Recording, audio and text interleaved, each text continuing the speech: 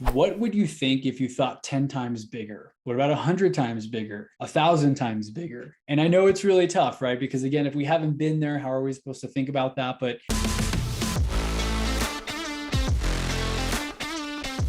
welcome to the Entrepreneur Motivation Podcast. I'm your host, Chris Bello. In this episode, we are going to be talking about if you are thinking big enough.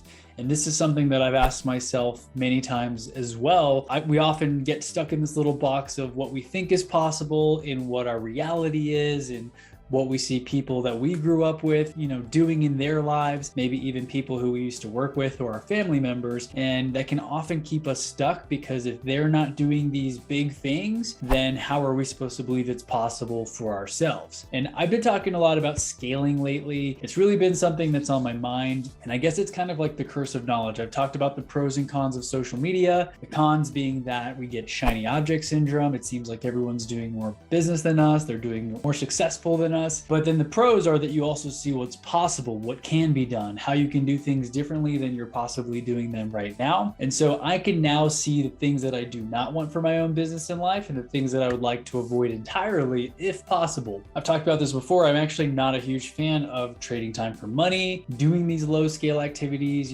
spending a lot of time, inefficiencies. I vented on my story, or I ranted on my story the other day about trying to log in to take my Colorado real estate license test. And I was literally sitting there for 40 minutes and I still was not in. And I had to text back and forth with some virtual proctor because I was trying to take the test from my home office instead of going into the testing center. Big mistake. They were not efficient enough. They didn't have the systems to accommodate that in a timely manner. So I ended up actually exiting out and going to the gym because I value my time. So I really don't like inefficiencies. I also don't like phone calls. I've been going on a tear lately with that too. I'm not a fan of unscheduled phone calls, especially the ones that could have been a simple text or email. And that's just how I'm trying to operate at a high scale at a large level. So I'm not doing all these low scale tasks. There was a post that I saw from a guy named Alex Becker that I've been following for some time. He's got a pretty big YouTube channel. And I like how he just drops it, he doesn't sugarcoat it. He drops it and tells it like it is. So this was a post that he made on March 1st. And it said, the more time you waste on businesses that don't have a potential to scale to $100 to $500 million plus valuation, AKA someone would actually make an offer, the less time you're going to have in life to build one and enjoy the fruits of your labor.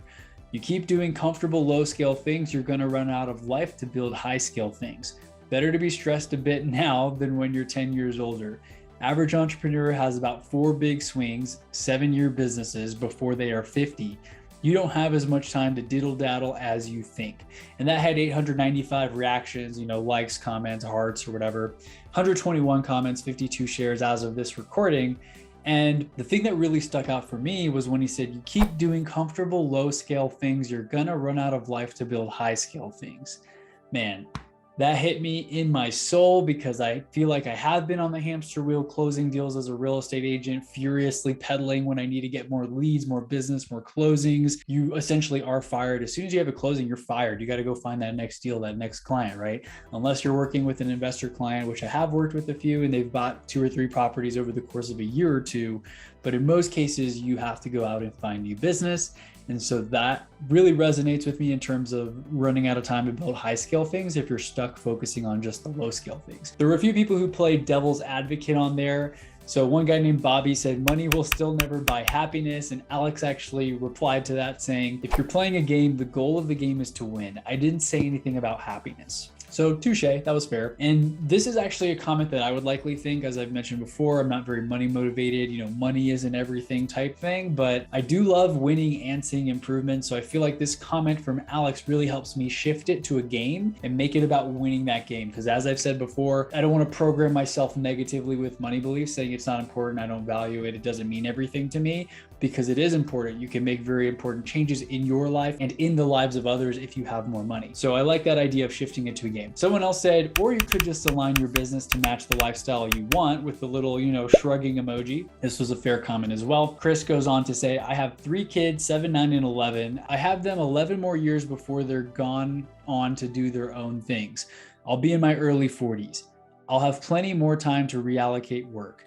My legacy is more about my family than it is grinding away and missing out. That had 68 likes and hearts, and I really do resonate with that. I honestly should have left a little like on that as well, because the lifestyle is a lot different for someone who's got kids and a family and that's their priority than a single person who's in their 20s or 30s ready to grind it out for the next 10 years. Another comment that I really resonated with, and it looks like I actually did like this one, is that Joseph said, that's assuming one wants to make 100 million plus. For most people, making 3 to 5 million and then investing is more than enough to have to never work again and just live life. Depends what kind of lifestyle you're looking for. And I really align with the lifestyle thing. So this comment really stuck out to me because I do have that internal drive to do more, to have a high scale business, to really impact millions and thousands or millions of people, right? I want to impact a lot of people at scale positively, but I'm not sure that I necessarily need to grow it to something like $100 million company. It sounds cool, but as I've said before, your level of happiness does not really change very much after $75,000 a year. So knowing that, I'm really big on the lifestyle business. I'm willing to sacrifice some money in order to achieve that.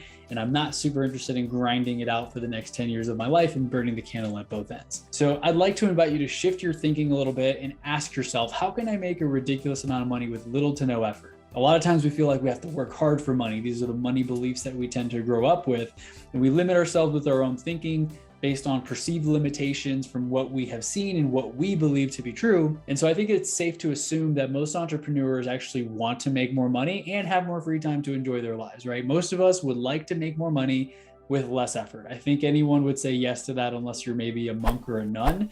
And even then I would make the case, if I were one of those things, that like more money's good because you can again make more impact, build more charities, donation centers, and all those types of things. So the belief again that a lot of people have is I have to work hard for money. Money is not easy to make. Reframe that. This is a way that I've reframed it recently. Money comes to me easily and with little effort. I make money easily. Money flows to me. If you can start to believe that, start to think differently, start to think bigger, you'll see more change in your life. And this is an example in real estate I've mentioned before. Many of you know. If you're listening to this for the first time, I'm a real estate agent. I've done wholesaling as well. I have experience in that. And this is the perfect example to sum this up. It honestly, swear to God, takes the same amount of time and effort to sell a $200,000 house as it does to sell an $800,000 house. There may be more skills and everything involved if you're selling a $20 million property, but honestly, between like 200 to 800,000, it's pretty much the same amount of work. And it actually might be a little easier, to be honest, to sell an $800,000 house because you're not dealing with first-time buyers who have a million questions. You're usually dealing with a qualified buyer who has bought a few houses before. So their questions are more specific towards the property, not just like, ooh, what's a loan? You know, not all the noob questions, which, and you know, no offense or anything. Obviously, we've all been there before, the first-time home buying experience. And if you haven't, you'll know what I'm talking about when you go through it. But you have a qualified and experienced buyer. There's less competition at the higher price point. And then the typical commission is about 2.7% or something for the industry, but it's about 3% commission on each side if you assume 6% total commission of the sales price. So looking at this example, if we look at the $200,000 house, the commission would be $6,000. The commission on an $800,000 house, which again, I said is about the same amount of effort, time, energy, same skills, open houses, marketing, putting the sign up, the commission would be $24,000 on that house. The commission difference between the 200 and the 800 is 4 times. There's a $6,000 commission on the $200,000 house and a $24,000 commission on the $800,000 house. It's 4 times higher, and I swear it is about the same amount of effort, if not less, for that higher price point home. So that is an example of how money can be easy to make. One more way of shifting your mindset around your goals and money and making more in less time and all those things. I saw this Tom Bilyeu post, if you know him, the founder of Impact Theory and co-founder of Quest Nutrition, which I guess he already sold his portion in. And this was a post that he said where he said, stop being patient and start asking yourself, how do I accomplish my 10-year plan in 6 months? You'll probably fail, but you'll still be further along than the person who simply accepted it was going to take 10 years. I love that. When you shift your thinking, you can accomplish a whole lot more quickly. And so again, to summarize this, I'd like to invite you to think bigger, think differently, think outside the box. This is something that I mentioned on a recent webinar I hosted. Instead of just thinking outside the box, eliminate the box, get rid of the box. There is no box. Surround yourself with experts outside of your industry. I've personally grown so much from interviewing geniuses in other fields, whereas the real estate agents that I know, they're just in the office all the time, talking to other real estate agents, about the same old lingo, the same problems, the same things changing in the industry, whereas I'm seeing crazy things at a high level for various industries, and I can draw upon all of those different things, see what I like, see what I don't like, and cherry pick ideas to implement in my own business. So are you thinking big enough? A few more questions that will help you think bigger. Ask yourself these questions and really go through the exercise. Pause this if you need to as you're going through it. What would you think if you thought 10 times bigger? What about 100 times bigger, 1,000 times bigger? And I know it's really tough, right? Because again, if we haven't been there, how are we supposed to think about that? But just imagine you made 10 times more money or 100 times more money. How would you think? How would you spend your time? What would you do? And I'm sure you'd be doing things at a different level because you'd have to. You'd have to stop doing those low scale things that we talked about earlier. So that's it for this episode. I hope you found it valuable and that this maybe forced you to think a little bit bigger, think a little bit differently. If you have any questions or anything or comments, drop them below in the YouTube channel or reach out to me, shoot me a DM on Instagram. I look forward to connecting with you on the next episode, and thank you once again for your time.